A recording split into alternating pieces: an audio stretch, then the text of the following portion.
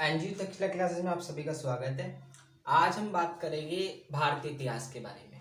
ठीक है, इससे पहले हमने फर्स्ट वीडियो बनाई थी भारतीय इतिहास को लेके, बट उसमें हमने एक सामान्य परिचय लिया था कि हम तो जो हम अभी अपनी सीरीज शुरू कर रहे हैं इतिहास की, उसमें हमें क्या क्या चीज़ों का अध्ययन करना है उसके बारे में हमने थोड़ा पढ़ा था, और कुछ टर्मोलॉजी की हमने मतलब जो कुछ टर्मोलॉजी है उसके बारे में हमने थोड़ा समझा था। उसी का ये दूसरा पार्ट है जिसमें हम आप थोड़ा डीपली इसको समझेंगे, अपने इतिहास को समझेंगे। ठीक है, जिस तरह की हमने फर्स्ट वीडियो में बात करी थी, हमने अपने इतिहास को 3 भागों में विभाजित किया था। प्राचीन इतिहास, मतलब प्राचीन भारत, मिडिवल मतलब मध्य भारत, और आपका आधुनिक भारत। तो ये 3 पार्ट में हमने इसको डिवाइड किया था, और 3 पार्ट को मैंने आपको बता दिया था कि इसमें हमें क्या क्या चीजें अध्ययन करना है। ठीक है, तो उसी का आज ये पहली हमने वीडियो शुरू करी है जिसमें हम बात करेंगे प्राचीन इतिहास की, एशियंट हिस्ट्री की बात करेंगे।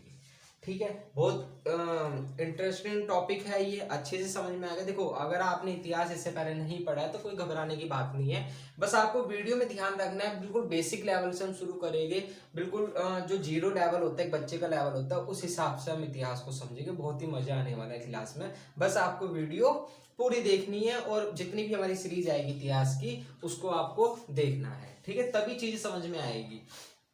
ठीक है, अब बात करते हैं हम अपने प्राचीन इतिहास के बारे में कि क्या है प्राचीन इतिहास। तो देखो, जैसे कि प्राचीन इतिहास को हम 3 भागों में विभाजित करते हैं। ये है, देखो हमने फर्स्ट वीडियो में अगर आपने फर्स्ट वीडियो नहीं देखी है तो एक बार आप डिस्क्रिप्शन में उसका लिंक है, आप वहां जाके फर्स्ट वीडियो देख लीजिए। उसमें हमने इसको 3 भागों में विभाजित किया था, थोड़ा समझा भी था, बाकी हम दोबारा हम देख लेते हैं। तो प्राचीन इतिहास को हम कितने 3 भागों में विभाजित करते हैं। एक को हम कहते हैं प्राग ऐतिहासिक काल, आद ऐतिहासिक काल और ऐतिहासिक काल। 3 भाग हमने इसके बनाए हैं। क्यों बनाए हैं, ठीक है, क्यों हमने कहा है, इंग्लिश में कहते हैं pre historical period, proto historical period और हिस्टोरिकल पीरियड। ठीक है, तो देखो प्राग ऐतिहासिक काल जो है ना, ये एक ऐसा कालखंड है। कैसा कालखंड, मतलब ये एक ऐसा कालखंड है जिसकी जानकारी हमारे पास नहीं है, हम जानते ही नहीं इसको। अब बात है जानते नहीं तो पढ़ कैसे रहे हैं। तो देखो, जानने का मतलब हम किसी चीज को कब जान पाएंगे, जब उसके बारे में कहीं हमें लिखा हुआ मिलेगा। हम डिटेल में, जैसे मेरे बारे में आप कब जान पाओगे, जब तक मेरी एक जन्म कुंडली पूरा एक लेखा जोखा जब आप पढ़ोगे तभी तो आप मेरे बारे में जान पाओगे। लेकिन इस कालखंड की अगर हम बात करें, प्राग ऐतिहासिक कालखंड की, इसके हमारे पास कुछ है नहीं, क्योंकि इस समय के मानव लिखना ही नहीं जानते थे। तो जब मानव लिखना ही नहीं जानते थे तो हमें कैसे पता कि वो उस समय रहे होंगे। उनकी वस्तुओं से जो हमें चीजें मिली है उसी को हम कहते हैं पूरा तात्विक सोर्स। अच्छा, अब बात कर लेते हैं सोर्सेज, क्योंकि मेन इतिहास को जानने का जो एक मुख्य चीज होती है वो सोर्स होते हैं, कि उस चीज के बारे में हमें सोर्स कहाँ से मिल रहा है, तभी तो हम अंदाजा लगाए। जैसे मान लो अगर हम आज के समय को ले, आज अगर कोई एक भयंकर आपदा आ जाती है, बाढ़ आ जाती है, जिससे पूरी पृथ्वी पे एक सुनामी आ जाए और सब दब के मर जाए, ठीक है, फिर इसी के 100 साल बाद एक नई प्रजाति इस धरती पे जन्म लेती है। अब उस प्रजाति को तो नहीं पता कि हम जैसे मानव भी इस धरती पे रहे होंगे, वो तो एक नई एक प्रारंभिक मानव होंगे, है ना। लेकिन जब वो धीरे धीरे विकसित होएगी, उनमें भी टेक्नोलॉजी विकसित होगी, फिर वो खुदाई करेंगे। अब खुदाई करेंगे तो कौन मिलेगा, हम ही मिलेंगे। अब जब खुदाई करेंगे, जैसे मान लो खुदाई में उनको क्या मिल गया, ये स्मार्टफोन मिल जाए, तो स्मार्टफोन उन्हें मिला तो क्या सोचेंगे स्मार्टफोन से, कि उस समय के मनुष्य इस तरह के यंत्र का इस्तेमाल करते थे। उनको एक मार्कर मिल जाएगा तो मार्कर से कहेगी इससे लिखा जा रहा है, मतलब वो लिखना जानते थे। कोई बुक मिल जाएगी, मतलब वो पढ़ना भी जानते थे। मतलब क्या कर रहे हैं हम, लिखा हुआ नहीं हमें मिल रहा है, हमको उनकी वस्तुएं मिल रही है, उस चीज की हम एक अंदाजा लगा रहे हैं। तो उसी अंदाजे जो हमें वस्तुएं मिलती है, इसी को कहते हैं पूरा तात्विक सोर्स, आर्कोलॉजिकल रिसोर्सेज। इसमें आपके अभिलेख भी आते हैं, स्मारक भी आते हैं, आभूषण भी आते हैं, बर्तन भी आते हैं, सब मतलब तमाम वो चीजें जो लिखित नहीं है लेकिन कुछ वस्तुओं के रूप में है, उन चीजों से हम एक अंदाजा जो लगा रहे हैं। तो वो जो वस्तु है उनको हम कहते हैं, कौन से सोर्सेस कहते हैं, पूरा तात्विक सोर्सेस कहते हैं, आर्कोलॉजिकल रिसोर्सेस कहते हैं। एक सोर्स होता है आपका साहित्य सोर्स। साहित्य सोर्स क्या होता है, देखो साहित्य सोर्स होते हैं हमें कोई लिखित प्रमाण मिल जाए, हमें कोई, जैसे साहित्य स्रोत भी 2 टाइप के होते हैं, एक धार्मिक होते हैं, अधार्मिक होते हैं। धार्मिक मतलब जैसे साहित्य स्रोत की बात करें, हमको कोई ग्रंथ मिल जाए, जैसे अगर हम बात करें महाभारत हुई, आपको कैसे पता महाभारत हुई, अर्जुन रहा होगा, भीम भी था, पांडव थे, युद्ध हुआ, कैसे पता? महाभारत एक आपको पुस्तक मिली, उसमें लिख रखा है चीज। तो आपको महाभारत के बारे में किस तरह पता चला, भीम के बारे में कैसे पता चला, अर्जुन के बारे में कैसे पता चला? क्योंकि आपके पास उसका एक सोर्स है, साहित्य सोर्स है, महाभारत है आपके पास, तो आप उस चीज से पता कर रहे हो। इसी तरह आपको कैसे पता है कि राम भी हुआ, मतलब राम भी हो गए, हनुमान भी हो गए, इस तरह से हो, कैसे पता आपको? क्योंकि आपके पास रामायण है, वाल्मीकि द्वारा लिखी एक रामायण, उस समय वाल्मीकि जी रहे, उन्होंने ये सारी घटनाएं लिखी और वो आज हमें मिल गई, उस चीज से हम बता रहे कि उस समय इस तरह के मतलब ये भी रहे होंगे। तो आपके पास किस क्या सोर्स है? साहित्य सोर्स है, ठीक है। जैसे बौद्ध की हम बात करें, बौद्ध के बारे में कैसे? क्योंकि हमें बौद्ध के ग्रंथ मिले हैं, तो हम उससे उस चीज का अंदाजा लगा रहे हैं। तो मेन अच्छा, अब बात कर रहे हैं प्राग ऐतिहासिक काल, क्या हमारे पास इसके साहित्य सोर्स हो गए? नहीं, क्योंकि उस समय के मानव लिखना ही नहीं जानते थे, मतलब लिखना ही नहीं जानते थे। अच्छा, जब लिखना नहीं जानते थे तो क्या ये कोई ग्रंथ लिख देंगे? क्या ये कोई पुस्तक लिख देंगे? क्या ये अपने बारे में लिख देंगे? नहीं। तो इसके प्राग ऐतिहासिक जो पीरियड है, इसको जानकारी के लिए हमारे पास साहित्य स्रोत नहीं है। क्यों नहीं है? क्योंकि वहां लिखित प्रमाण हमें नहीं मिले। लेकिन हम इसके बारे में पता कैसे कर पाए? क्योंकि इसके जानकारी के लिए हमारे पास क्या बोलते हैं, पुरातात्विक सोर्स है, आर्कोलॉजिकल मतलब सोर्स है। उस चीज से हम क्या कर रहे हैं, इसको जान पा रहे हैं। बात करते हैं आदि ऐतिहासिक काल। ये कालखंड क्या है? अच्छा देखो, इसमें तो हमारे पास साहित्य सोर्स है, जैसे पुरातात्विक सोर्स है, इसमें हमारे पास साहित्य सोर्स भी है, मतलब लिखित प्रमाण है, लिखित प्रमाण है और पुरातात्विक भी है, पुरातात्विक भी है। लेकिन यहां पर एक चीज की गड़बड़ी हो गई, हमारे पास लिखित प्रमाण तो है लेकिन हम पढ़ नहीं पाए कि क्या लिख रखा। क्योंकि आद ऐतिहासिक काल के जो लोग रहे होंगे, मतलब प्रोटो हिस्ट्री पीरियड में जो मनुष्य रहे होंगे, वो लिखना जानते थे, लेकिन वो जो लिखना जानते थे वो हम नहीं पढ़ पा रहे कि क्या लिखते थे। तो ये भी एक दिक्कत है। इसका मतलब इसकी जानकारी के लिए हमारे पास लिखित प्रमाण तो है लेकिन हम पढ़ नहीं पाए, तो प्रमाण है ना है के बराबर ही है। आज भी रिसर्च इस पे चल रही है, पढ़ने की कोशिश हो रही है कि क्या लिखा गया, बट नहीं पढ़ पाए, क्योंकि एक अलग ही वो एक मतलब इस तरह से हैंड राइटिंग में कुछ लिखते थे, मतलब इस तरह से। तो आप क्या पढ़ लोगे इसमें, क्या लगा लोगे अंदर? नहीं, तो आप पढ़ नहीं पाए इस चीज को। तो हमारे पास इसके लिए सिर्फ क्या है, पुरातात्विक सोर्स ही है, और इसी के आधार पे हम इसको पढ़ने की कोशिश करेंगे, आज ऐतिहासिक काल को जानने की कोशिश करेंगे। ऐतिहासिक काल, इसके लिए हमारे पास साहित्य सोर्स भी है, साहित्य स्रोत भी है और पुरातात्विक भी है, ठीक है। पुरातात्विक साहित्य सोर्स में अगर बात, जैसे अगर हम इसमें बात करें तो देखो, अगर आपको इसमें लिखना नहीं आप जानते थे मनुष्य, तो कौन हो गए? आदि मानव हो गए। इसमें आप आदि मानव के बारे में बात करोगे, आदि मानव जो मनुष्य का प्रारंभिक रूप रहा होगा वो यहाँ था, आदि मानव, होमोसैपियन जिसको हम कहते हैं, वो यहाँ से शुरू। लेकिन जब मनुष्य लिखना जान गया था, थोड़ा विकसित हो गया था, है नहीं, लिखना तो जान गया था, विकसित, तो वो आदि ऐतिहासिक काल। इसमें हम पढ़ेंगे सिंधु सभ्यता, सिंधु सभ्यता, इसको हम हड़प्पा सभ्यता भी बोलते हैं। अभी उसमें बात करेंगे कि क्या डिफरेंस है इसमें, ठीक है। सिंधु सभ्यता के बारे में बात करेंगे तो सिंधु सभ्यता के लिए हमारे पास चित्र है उनके लिखे हुए, हम पे वो भी उन्होंने गुफा में लिख रखी है चीजें, है नहीं, अपनी दीवारों पे उन्होंने चीजें लिख रखी है, लेकिन पढ़ नहीं पा रहे हैं हम उस चीज को, लेकिन पुरातात्विक सोर्स हमारे पास है। तो सिंधु सभ्यता किस में आता है? आदि ऐतिहासिक पीरियड में आता है, ठीक है, प्रोटो हिस्ट्री में आता है। ऐतिहासिक काल वो है वैदिक कल्चर, जब आपका वैदिक रूप आ गया, जब वेदों की रचना हुई, तो वेदों की रचना हो गई, तो मतलब साहित्य स्रोत आ गए, और पुरातात्विक हमारे पास है। तो ये 3 कालखंड है जिसको हमको अभी पढ़ना है डिटेल में, ठीक है। तो शुरू करते हैं हम प्राग ऐतिहासिक काल से, ठीक है। अब देखो प्राग ऐतिहासिक काल, ठीक है, बात करते हैं प्राग ऐतिहासिक काल। अच्छा, इस प्राग ऐतिहासिक काल को हम पाषाण काल भी कहते हैं, पाषाण काल, स्टोन एज, स्टोन एज। अच्छा, स्टोन एज पाषाण काल क्यों कहा? पाषाण का मतलब पत्थर, ठीक है, मतलब पत्थरों का युग।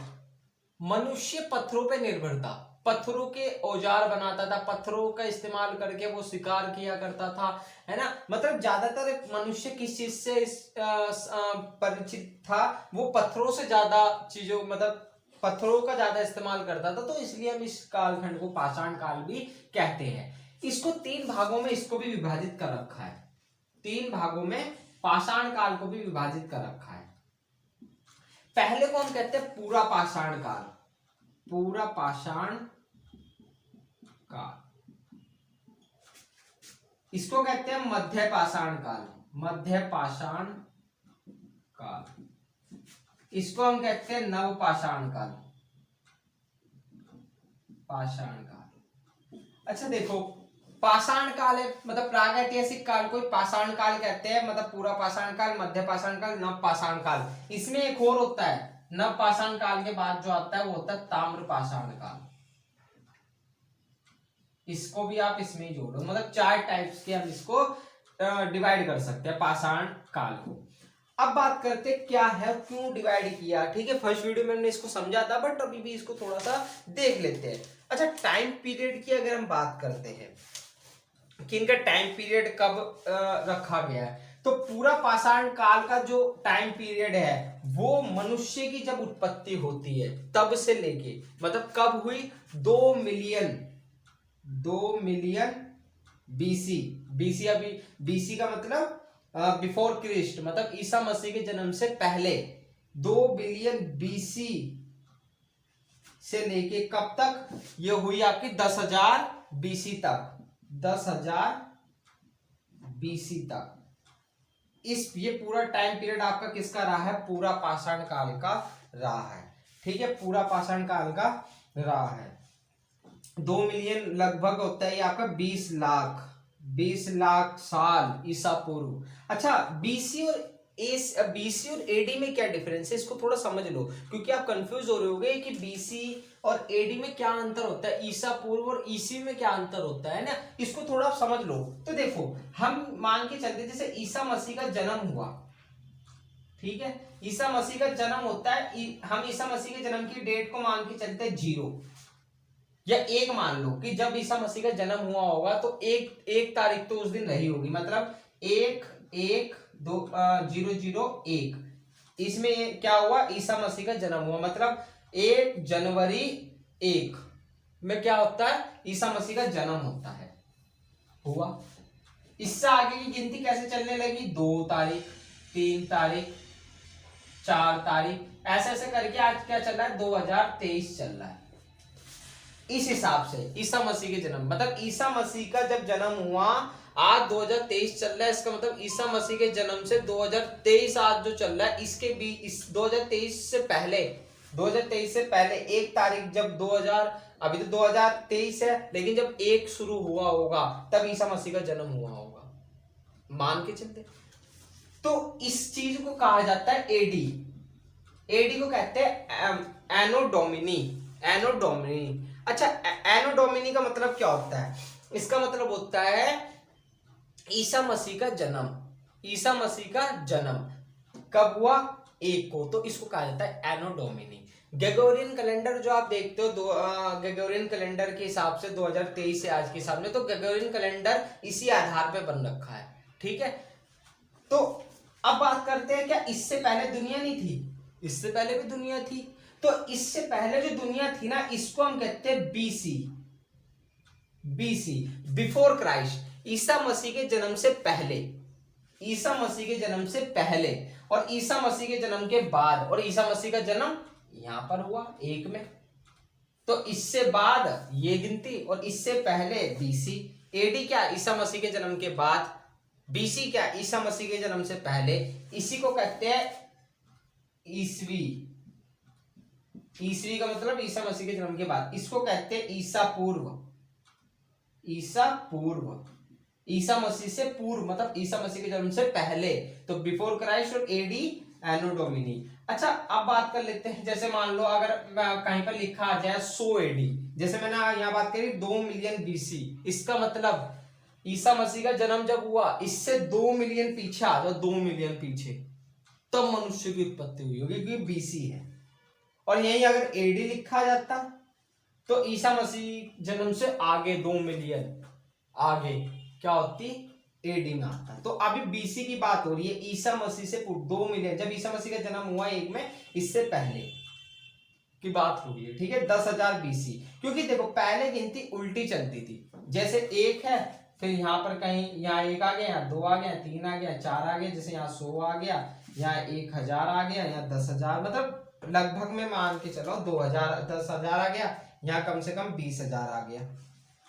तो देखो 20,000 बड़ा हुआ या ये, मतलब किसी का जन्म यहाँ होता है और किसी का जन्म यहाँ होता है, तो बड़ा कौन होगा, बड़ा ये होगा, क्योंकि इसका पहले। लेकिन अब आज के हिसाब से अगर हम बात करें, किसी का जन्म 2023 में हुआ और किसी का जन्म 2021 में हुआ, तो बड़ा कौन हुआ, 2021 वाला हुआ, है ना, क्योंकि और 2023 वाला छोटा हो गया। लेकिन उस समय उल्टा था, उस समय देखो 2000 में अगर किसी का जन्म हो रहा है तो वो क्या होगा, बड़ा होगा, और 1000 उसके आगे वाला 1000 आएगा तो वो छोटा होगा। तो वहां उल्टी गिनती चल रही थी, गिनती क्या थी, उल्टी चल रही थी। फिर ये गिनती सीधी चलने लगी, कब से मान के चलते हैं, ईसा मसीह के जन्म से मान के चलते हैं, ठीक है। तो ये चीज थी, तो आपको एसी और बीसी में कंफ्यूज नहीं होना है। अब हम आगे बढ़ते हैं।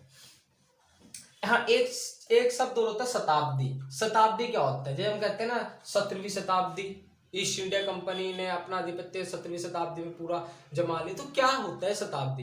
देखो शताब्दी कुछ नहीं होता, 100 सालों को कहते हैं एक शताब्दी, ठीक है, एक सेंचुरी। 100 सालों को कहते हैं एक शताब्दी। जैसा कि मैं आपसे कहूं कि 7वीं शताब्दी क्या होगी, तो 7वीं शताब्दी का मतलब होता है, 7वीं का मतलब होता है 700 साल। और कब से शुरू होगी ये, 601 से, मतलब 601 से लेके 700 के बीच ये पूरी आपकी 7वीं शताब्दी है, ठीक है। 601 से लेके 700 साल तक आपकी एक शताब्दी, क्योंकि 100 सालों को एक शताब्दी कहा जाता है। तो यहाँ देखो 601 से, क्योंकि अगर आप यहाँ में 600 ले लेता तो 600 वाली हो जाती है आपकी 6ठी शताब्दी, लेकिन एक बढ़ा दिया मतलब 7वीं शताब्दी जुड़ गई। ये 7वीं शताब्दी का शुरू हो जाती है, यहाँ से 7वीं शताब्दी शुरू हो गई, 700 साल तक रहेगी, और 700 साल मतलब 701 जब आ जाएगा तो यहाँ से 8वीं शताब्दी शुरू हो जाएगी, ठीक है। तो शताब्दी क्या होती है, 1700 शताब्दी कहीं लिखी ही मिल जाए कि 1700 सेंचुरी में भारत क्या था, अंग्रेजों का राज हो गया, है नहीं। तो इसका मतलब क्या है, मतलब 1700 सालों की यहाँ बात हो रही है। और कब शुरू हुई होगी, ये हुई होगी 1601। ये इस बीच ईस्ट इंडिया कंपनी भारत में रहती है, ये टाइम पीरियड मान के चलते हैं, ठीक है। तो ये क्या है, ये शताब्दी होती है, इससे इसके बीच में पूरी क्या है, 17वीं शताब्दी है। तो शताब्दी में भी आपको कंफ्यूज नहीं होना है। तो अब हम बात करते हैं इसकी पाषाण काल। तो पाषाण काल को भी 3 भागों में विभाजित किया है, स्टोन एज को भी 3 भागों में विभाजित किया, पूरा पाषाण काल, मध्य पाषाण काल और आपका नव पाषाण काल। अच्छा क्या है ये पूरा पाषाण काल और मध्य पाषाण काल, नव पाषाण काल क्या है। देखो चीजें कुछ नहीं है, बस मनुष्य के रहने सहने की जो स्थिति थी उसमें जितना डेवलपमेंट आया उस हिसाब से हमने इसको डिवाइड कर दिया। जैसे अब पूरा पाषाण काल है, इस समय मनुष्य कैसा रहा होगा, स्टार्टिंग वाला फेस होगा, झुक के चलता था और शिकार करता था, छोटे मोटे पत्थर मिल गए उसी से खाना खाया, वहीं छोड़ के चले गया, मतलब उसको कोई मतलब नहीं था, कृषि वो जानता नहीं था, जानवरों को पालना वो जानता, उसमें दिमाग नहीं था। पहली बात वो आदि मानव से भी बदतर जिंदगी का मतलब जी रहा था बस इसी तरह, ठीक है, चलना ढंग से झुक झुक के वो चलता था। तो प्रारंभिक रूप जब मनुष्य का था तो वो कौन से काल में था, पूरा पाषाण काल में था। लेकिन जब मनुष्य में धीरे धीरे डेवलपमेंट आने लगा, वो थोड़ा सा विकसित होने लगा, तो मतलब मध्य पाषाण काल में जब वो एंटर हुआ तो मनुष्य में थोड़ा बुद्धि विकसित हुई। मनुष्य ने जो मान लो जब वो पत्थरों का इस्तेमाल कर रहा था तो कोई भी उसे पत्थर मिला, ये पत्थर मिला, इसी को उसने किसी के सिर पे मार, जानवर को मारा सिर पे और अपना शिकार कर लिया। लेकिन जब मध्य पाषाण काल में वो एंटर हुआ तो उसने सोचा यार इसमें कुछ चेंज, तो उसने इसकी नोक बना दी पत्थर की, घिस घिस के, मतलब थोड़ी बुद्धि विकसित हुई, ऐसे नोक बना दी पत्थर की, तो अब उसको क्या हो गई, थोड़ी तसल्ली मिलने लगी। जैसे मान लो ऐसी नोक बना दी उसने, तो अब वो शिकार अच्छे से कर सकता है इस चीज से। शिकार क्या कर सकता है, सही कर सकता है, नुकीली बना दी मतलब पॉलिश कर दी, तो मतलब उसमें थोड़ी बुद्धि विकसित हुई। तो वो जो उस चीज में डेवलपमेंट आया, देखो इतना नहीं आया कि पत्थर से आगे निकल जाए, लेकिन उस मनुष्य में इतना डेवलपमेंट आ गया कि उसने पत्थर का आकार बदल दिया, कुछ चीजें उसने वो कर दी। ठीक है, तो उसको हम कहते हैं मध्य पाषाण काल में वो एंटर हो गया। फिर मध्य पाषाण काल में उसने बहुत सारी चीजें करी। फिर नव पाषाण काल में आते आते उसने लकड़ी का हत्थे बनाने लग गए, मतलब लकड़ी के हत्थे का इस्तेमाल करने लग गया। आग की खोज उस समय मनुष्य ने कर दी। कृषि की खोज उस समय मनुष्य ने कर दी, मतलब कृषि करना वो जान गया। तो ये सारी चीजें कब हमें देखने को मिलती है, नव पाषाण काल में। पशुपालन उसने करना शुरू कर दिया मध्य पाषाण काल में। मध्य पाषाण काल में मनुष्य ने पशुपालन करना शुरू कर दिया। ठीक है, और नव पाषाण काल में आते आते वो कृषि करने लग गया। तो किस आधार पे, उसकी डेवलपमेंट की स्थिति के आधार पे हमने इसको डिवाइड किया है कि पूरा पाषाण काल का मनुष्य कुछ नहीं जानता था, उसका एक उद्देश्य था शिकार करके खाना खाना, पत्थरों के इस्तेमाल करता था। आग की भी उसको इतनी जानकारी थी, धीरे धीरे वो उसने आग की खोज करी। तो ये क्या चीज है, ये हमने उस हिसाब से इसको डिवाइड किया है। ठीक है, टाइम पीरियड की बात करें तो 20 लाख पहले, मतलब 20 लाख ईसा पूर्व से लेके 10,000 ईसा पूर्व तक पूरा पाषाण काल रहता है। मध्य पाषाण काल की जो शुरुआत होती है वो 10,000 बीसी से, 10,000 बीसी से कब तक वो होती है आपकी, 10,000 बीसी से लेके 8,000 बीसी तक। 8 के लिख देता हूं, 8 के बीसी तक। ठीक है, और नव पाषाण काल की अगर हम बात करें तो ये होता है आपका 8,000 बीसी से लेके आपका 4,000 बीसी तक। ठीक है, 4,000 बीसी तक वो आपका क्या रहता है, नव पाषाण काल में रहता है। अच्छा, ताम्र पाषाण काल भी है। ताम्र पाषाण काल क्या है, देखो जब मनुष्य ने कृषि करना सब करना शुरू कर दिया नव पाषाण काल में, तो इसी बीच उसके बाद का जो टाइम पीरियड है, मतलब 4,000 बीसी से लेके 1200 बीसी तक, 1200 बीसी तक, इस समय मनुष्य क्या करने लग गया, उसने तांबे की खोज कर दी, मतलब एक धातु की खोज कर दी, तांबे का इस्तेमाल करने लग गया वो। बर्त हमें उस समय औजार मिलते तांबे के, तो इसका मतलब नव पाषाण काल का जब अंत, ताम्र पाषाण काल का किस काल को कह रहे हैं, जब मनुष्य ने तांबे की खोज कर दी थी, तांबे का इस्तेमाल करने लग गया था। पहली धातु उसने तांबा मतलब खोज ली थी। ठीक है, और तो इसी कालखंड को हमने ताम्र पाषाण काल कह दिया। लेकिन इन चारों कालखंडों में एक चीज कॉमन है। क्या चीज कॉमन है, कि इस चारों कालखंड में मनुष्य क्या नहीं जानता था, लिखना नहीं जानता था। वो पत्थरों में डेवलपमेंट कर रहा है, कृषि करना उसने शुरू कर दिया, पशुपालन करना वो शुरू कर दिया उसने, पशुपालन मध्य काल में उसने शुरू कर दिया, मध्य पाषाण काल में। लेकिन इतना डेवलपमेंट नहीं हो रहा है कि वो लिख पाए, चित्रकारी करना शुरू कर दिया, चित्र बना लेते थे, गुफा में चित्र रहने लगे। इस समय के मनुष्य रहना नहीं जानते थे, भटक रहे ऐसे खुले आसमान में सोते थे। धीरे धीरे उसने क्या कर दिया, गुफाओं का वो किया, गुफाओं में रहने लग गए। फिर धीरे धीरे उसने मट्टी के घर बनाने शुरू कर दिए गोलाकार में, नव पाषाण काल में आते आते, तो डेवलपमेंट ही तो हुआ है उसका, तो उसी आधार पर डिवाइड किया है। और ताम्र पाषाण काल में उसने तांबे का आविष्कार कर दिया, वो इतना डेवलपमेंट हो गया था, चित्रकारी भी वो करता था, गुफाओं में चित्र बनाने शुरू कर दिए, लेकिन लिखना नहीं जानता था। ये चीज यहाँ पर थी। तो हमारे पास इसलिए इस पूरे कालखंड को हम कहते हैं प्राग ऐतिहासिक काल, प्री हिस्ट्री। प्री हिस्ट्री मतलब कि पुराने समय के, मतलब प्री का मतलब पहले जो इतिहास था, तो वो ये था आपका। ठीक है, तो प्री प्राग ऐतिहासिक काल को जानने के लिए हमारे पास केवल पुरातात्विक सोर्स है, ना कि साहित्य सोर्स है। ठीक है, अब थोड़ा इसको डीपली समझ लेते हैं। ये तो मैंने आपको एक रफली बताया, अब थोड़ा डीपली हम इसको देखते हैं कि किस टाइम पीरियड में किस किस चीज का उसने आविष्कार करा। ठीक, अब हम देखते हैं, जैसे इनको थोड़ा समझते हैं। पूरा पाषाण काल की हमने बात करी, देखो पूरा पाषाण काल आपको ये तो पता है कि पत्थरों का इस्तेमाल वो कर रहा था। ठीक है, धीरे धीरे उसमें डेवलपमेंट आ रहा था, फिर वो मध्य पाषाण काल में आया, फिर वो नव पाषाण काल। लेकिन तीनों का तीनों ये पार्ट आपका प्राग ऐतिहासिक काल का है, मतलब तीनों में वो लिखना नहीं जानता था, कुछ नहीं, सिर्फ वो पत्थरों का इस्तेमाल ही कर रहा था। लेकिन हाँ, उसमें कुछ डेवलपमेंट आ रहा था, विकसित हो रहा था वो, थोड़ा थोड़ा बुद्धि उसकी विकसित हो रही थी। इस समय अगर बात करें विकसित बुद्धि थी ही नहीं, लेकिन क्या पूरी बुद्धि नहीं थी? तो वो वाली चीज हम थोड़ा समझते हैं। जैसे पूरा पाषाण काल को भी 3 भागों में विभाजित करते हैं, बट ये आपका इंपॉर्टेंट नहीं है, बस आप इसको समझ लो, ठीक है। इंपॉर्टेंट क्या है? पूरा पाषाण काल, मध्य पाषाण काल, नव पाषाण काल। बट पूरा पाषाण काल में ये याद रखना कि इस समय मनुष्य क्या था, उसका प्रारंभिक रूप मनुष्य का था, वो होमोसेपियंस इसी काल में रहा था, और इसी के अंत में उसने आग की खोज कर ली थी, ठीक है। मतलब मध्य पाषाण काल में वो इसके अंदर उसने क्या कर ली, आग की खोज कर ली थी। अब थोड़ा सा बात करते हैं हम किस चीज की, जैसे इसको 3 भागों में क्यों विभाजित किया गया।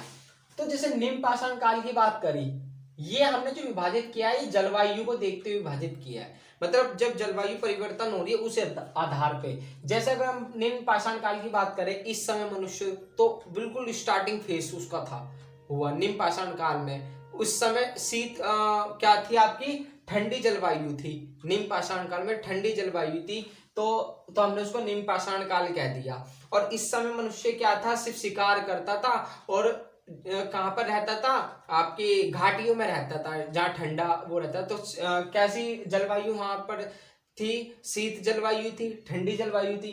मध्य पाषाण काल में आते आते उसने औजारों में अपना परिवर्तन करा। औजार पहले पत्थर कैसे भी इस्तेमाल करता था, फिर उसने थोड़ा औजार में चेंज करा, उसको नुकीला बना दिया, औजार में परिवर्तन आ गया मध्य पाषाण काल में। और पाषाण काल में आते आते उसने आग की भी खोज कर दी, ठीक है। तो ये चीज क्या थी, सिर्फ उसके डेवलपमेंट की स्थितियां बता रही थी, लेकिन पत्थरों का यूज वो कर रहा था, इतना डेवलपमेंट नहीं हुआ था। तो पूरा पाषाण काल सिर्फ आपका क्या था कि मनुष्य कुछ नहीं जानता था, सिर्फ उसने आग की खोज कर दी थी। लेकिन आग की जब उसने खोज करी, और खोज करने के बाद उसने अपने औजारों को छोटा कर दिया, उसको पता बड़े औजार उससे पकड़े भी नहीं जा रहे थे, भारी लगते थे, तो उसने क्या कर दिया, औजारों में चेंज करा, छोटे छोटे औजार बना दिए इस टाइप के, और इसमें लकड़ी का हत्था लगा दिया, मतलब तीर जैसा बना दिया। आसान होता था शिकार करना, भाला टाइप बना दिया। तो उसने औजारों में क्या कर दिया, लकड़ी का इस्तेमाल करना शुरू कर दिया, बढ़िया तरीके से बनाना। तो वो मध्य पाषाण काल में एंटर कर गया। तो मध्य पाषाण काल में क्या हो गया, औजार छोटे हो गए। ये पॉइंट आप लिखते चलना, ठीक है, मैं बोल रहा हूं। तो मध्य पाषाण काल में क्या उसने कर दिया, औजारों को छोटा कर दिया, औजारों में चेंज, नुकीले हो गए। यहाँ लिख रहे ना पॉलिशिंग आ गई, पॉलिश हो गई, मतलब नुकीले हो गए, ठीक है, सफाई। और अब देखो औजारों को छोटा करा, मतलब पहले बड़े औजारों का इस्तेमाल कर रहा था, पता नहीं था, उसने औजारों में चेंज करके छोटे छोटे औजार बनाए, नुकीले बनाए, पॉलिशदार बनाए, मतलब माइक्रोलीथ। माइक्रो मतलब छोटा, लीथ मतलब स्टोन, छोटे पत्थरों का इस्तेमाल करा। तो इस एज को, मध्य पाषाण काल को भी माइक्रोलीथ कहते हैं, माइक्रोलीथ एज। अगर क्वेश्चन बन जाता है कि माइक्रोलीथ एज कौन से टाइम पीरियड में, तो मध्य पाषाण काल में है। और अगर ऑप्शन में मध्य पाषाण काल नहीं हो तो अब क्या लगाओगे, प्राग ऐतिहासिक काल, क्योंकि ये प्राग ऐतिहासिक काल के अंदर ही है तीनों चीज, ठीक है। तो माइक्रोलीथ पीरियड इसको कहा जाता है, लघु पाषाण हिंदी में कहते हैं इसको, लघु मतलब छोटा, पाषाण होता है पत्थर, ठीक है, छोटे पत्थर। उसने क्या कर दिया, हड्डी या लकड़ी के औजार, मैंने अभी बताई ना कि हत्थे लगाने शुरू कर दिए, हड्डियों के भी औजार, जानवर मर जाते थे, हड्डी निकाल ली। अब हड्डी तो मजबूत होती है, उसको घिस घिस के नुकीला बना दिया, हड्डियों के औजार बना दिए, लकड़ी के फट्टे लगा दिए, हत्थे लगा दिए पत्थरों में, तो बढ़िया औजार बना दिए, छोटे औजार और बढ़िया। तीर, सबसे पहले तीर का जो आविष्कार होता है मध्य पाषाण काल में होता है, ठीक है। अच्छा, ये हमें पता कैसे चल रहा है, हमको मिले हैं खुदाई में, और जब इसका टाइम पीरियड निकाला गया तो वो इस टाइम पीरियड का निकलता है, प्राग ऐतिहासिक काल का। तो इसलिए हम इसमें डाल रहे कि, और हम इस चीज से सिर्फ अंदाजा लगा रहे हैं। देखो याद रखना, प्राचीन इतिहास सिर्फ हमारी कल्पनाओं पे है, हम जो सोच रहे हैं, हमें जो सोर्स मिले है उसमें हम एक क्या कर रहे हैं, कल्पना कर रहे हैं। रियलिटी किसी को नहीं पता है, क्योंकि लिखा हुआ कुछ है नहीं, ठीक है। तो ये याद करना कि प्राग ऐतिहासिक काल में लिखा हुआ नहीं है, सिर्फ एक हम एजप्शन कर रहे हैं, एक अंदाजा लगा रहे हैं, और उसी अंदाजे को हम इतिहास, चीजें बदलती भी रहती है। देखो जैसे जैसे टेक्नोलॉजी आएगी, हमको कुछ अलग रिसोर्स, हमें सोर्स मिलेंगे, तो उस आधार पे हम चेंज कर देंगे इतिहास। तो इतिहास बदल भी सकता है, ठीक है। अभी सिर्फ हम इस चीज में अंदाजा लगा रहे हैं। तो लकड़ी और हड्डियों के क्या कर दिए, औजार बनाने शुरू कर दिए। पशुपालन, मैंने आपको क्या कहा, इस समय मनुष्य कुछ जानता ही नहीं था, लेकिन इस समय उसने पशुपालन करना शुरू कर दिया। मनुष्य ने पहला जो पशु पाला था वो कौन था, कुत्ता, याद रखना। कुत्ता पहला उसने क्या कर दिया, पशुपालन करना। अच्छा देखो, कुत्ता पालने लग गया, क्यों पाला होगा, हम लगाते कि भाई पशुपालन कर रहा था, कुत्ते का कर दिया, तो अब उन्हें कुत्ता पाला, क्यों पाला होगा। अब कुत्ता क्यों पाले जाते हैं लोग, सिक्योरिटी के लिए, कि रक्षा हो, अनाज की हो, जंगली जानवरों की आ जाए तो रक्षा हो। तो मतलब इसका मतलब वो कृषि की ओर बढ़ रहा था, वो कृषि करना वो शुरू सीख रहा था उस समय। और जब कृषि करते हैं तो पक्षी वगैरह आते हैं, उसके लिए उसने कुत्ता रख लिया होगा। अंदाजा चल रहा है, रियलिटी की शुरू नहीं पता है। तो हम ये कह सकते हैं कि इस समय मनुष्य आगे कृषि करना शुरू कर देगा अब, क्योंकि उसने पशुपालन की व्यवस्था सीख ली। तो कुत्ता उसने पालना शुरू कर दिया, स्थायी मानव हो गया। स्थायी मानव मतलब ठहर गया मानव। पहले क्या था, भटक रहा था, आज यहाँ खाना मिला यहाँ रह लिया, कल आगे बढ़ेंगे, मतलब कुछ पता ही नहीं। हम कहते हैं ना कि भटका हुआ इंसान है, कहीं भी भटक जाता है। लेकिन इस समय वो भटका हुआ था, उसको बुद्धि नहीं थी।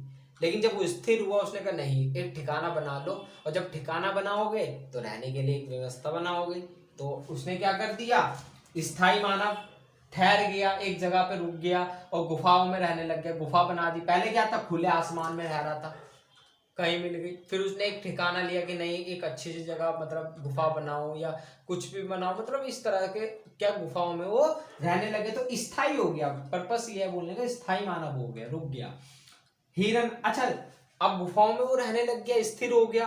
तो अब गुफाओं में बैठा वो तो सोचता था कि क्या करे, तो गुफा में कहा कुछ बनाते हैं। तो अब उसे दिखा हिरन जा रहा है, तो उसने हिरन की चित्र बना दिया। उसने अपना देखा कि हमारे दो हाथ दो पैर, उसने अपनी चित्र बना दी जिस तरह उससे बनती थी। तो चित्रकारी करना शुरू कर दिया, गुफाओं में चित्रकारी करना शुरू कर दिया। अब आप घर में हो, घर में खाली बैठे हो, क्या करोगे आप, अब आप पे बुक्स और पेन है, आप क्या करोगे, लिखना शुरू कर दोगे, कुछ चित्र बनाना शुरू कर दोगे। अब उसके पास तो कुछ ऐसा था नहीं, उसमें गुफा थी, दीवार थी, उन्हें क्या करे, खाली उसने चित्र करना शुरू कर दिया। तो चित्रकारी बनाना, चित्रकारी शुरू हो गई इस समय में।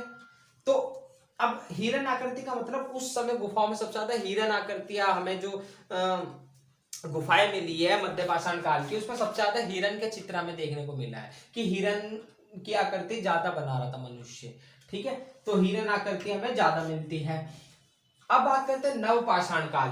मैंने आपको क्या कहा, कुत्ता पालना शुरू कर दिया, पशुपालन आ गया। और पशुपालन जब आ जाएगा, क्यों कर रहा है पशुपालन, कृषि करनी शुरू कर रहा है। तो जब हमें कृषि के उसमें अवशेष मिलते हैं, तो कृषि के भी हमें सोर्स मिलते हैं कि मनुष्य कृषि, जैसे सुलेमान पहाड़ी, पाकिस्तान में सुलेमान पहाड़ी पड़ती है, वहां हमें इसके अवशेष मिलते हैं, वहां हमें जौ मिलती है, गेहूं मिलते हैं सुलेमान। उत्तर प्रदेश से हमें मिलते, गुजरात से हमें थोड़े अवशेष मिलते हैं गेहूं के, खुदाई में जब निकलती है और कब्रें मिलती है, उसमें गेहूं मिलते हैं। तो उसका मतलब गेहूं आए कहाँ से, हमारे से तो आए नहीं होगी, मनुष्य ने कृषि करना शुरू करा होगा। और जब उसका टाइम पीरियड निकाला गया तो वो इस समय का निकलता, प्राग ऐतिहासिक काल का। इसका मतलब प्राग ऐतिहासिक काल में, नव पाषाण काल में मनुष्य कृषि करना शुरू कर दिया था।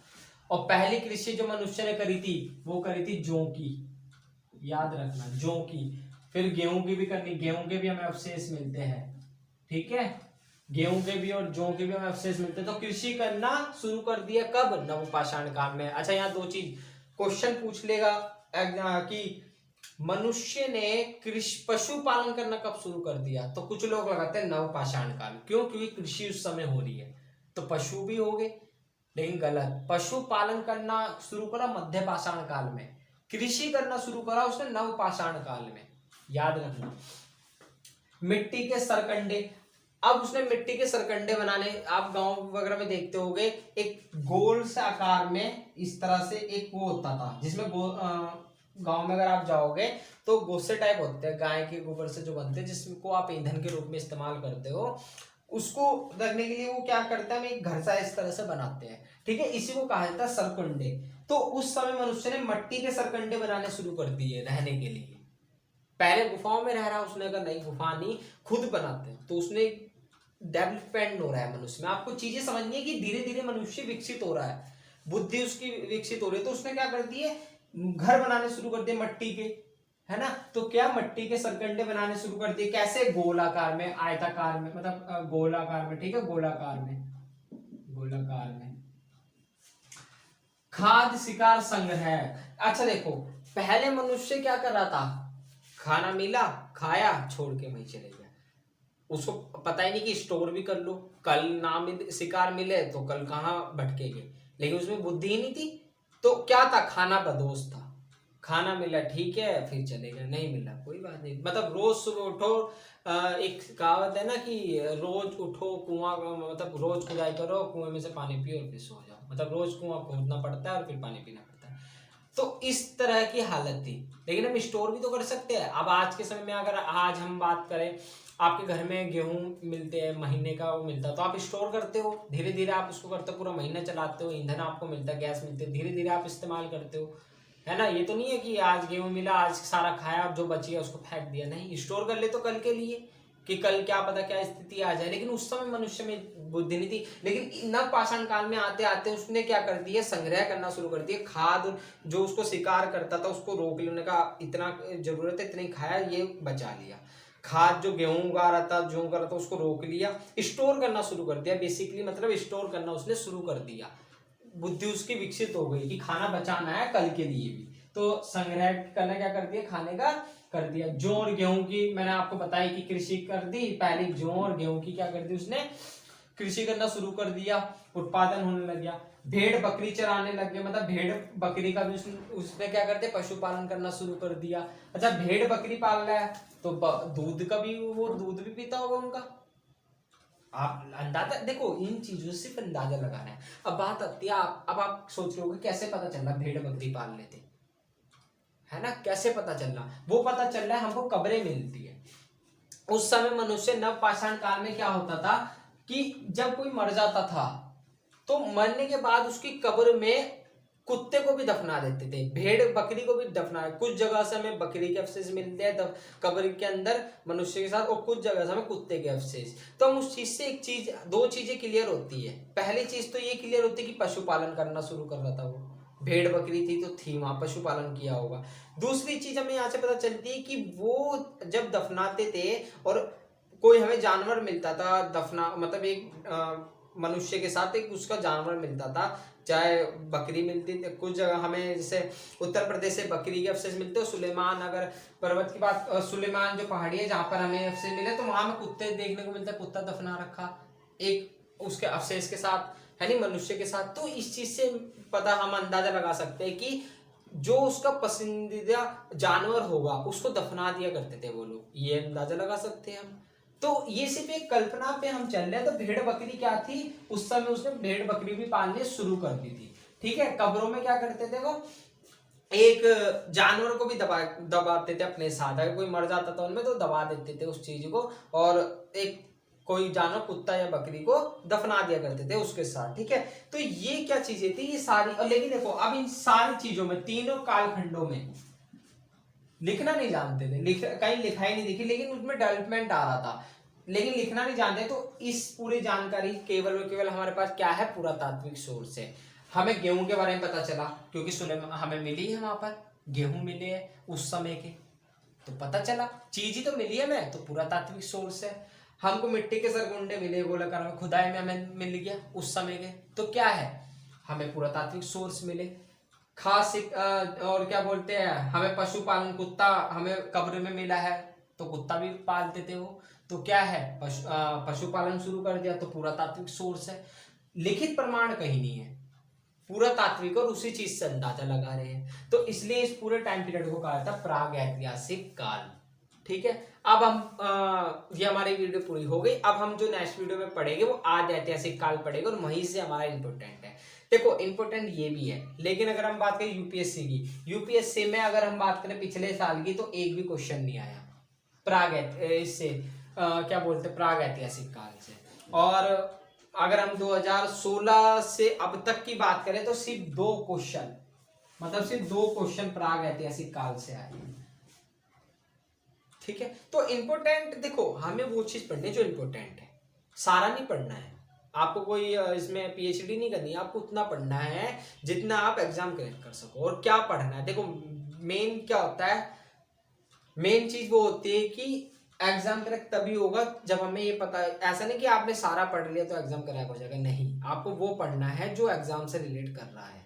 तो ये इंपॉर्टेंट इतना नहीं है, बट आपको ये समझनी है चीजें, ठीक है। लेकिन जो इंपॉर्टेंट है वो है सिंधु घाटी सभ्यता, क्योंकि वहां से क्वेश्चन पूछता है वो अच्छे खासे क्वेश्चन, वो सिंधु घाटी सभ्यता से ही पूछेगा। क्यों पूछेगा, क्योंकि वहां के प्रमाण हमारे पास साहित्य भी है, बट वो पढ़े नहीं गए लेकिन है, ठीक है। और अच्छे खासे है, घर मिले हैं वहाँ, नालियाँ मिली है, अच्छे अच्छे वहाँ में चीजें मिली है, और क्या बोलते हैं आभूषण मिले हैं, तो बहुत सारी चीजें हमें मिली, तो वो एक इंपॉर्टेंट है, वहीं से एग्जामिनर क्वेश्चन पूछता है सबसे ज्यादा। ठीक है, बाकी ये कुछ चीजें थी प्राग ऐतिहासिक काल से, ये हमारा पूरा हो गया। नेक्स्ट वीडियो में हम आदि ऐतिहासिक काल पढ़ेंगे। हाँ, नव पाषाण काल के बाद एक ताम्र पाषाण काल भी है, तो ताम्र पाषाण मैंने आपको बता दिया, नव पाषाण काल के बाद ही तांबे का भी उसने यूज करना शुरू कर दिया गया था, तो उस टाइम पीरियड को हम कह देते ताम्र पाषाण काल। ठीक है, कि ताम्र पाषाण काल की शुरुआत हो गई थी।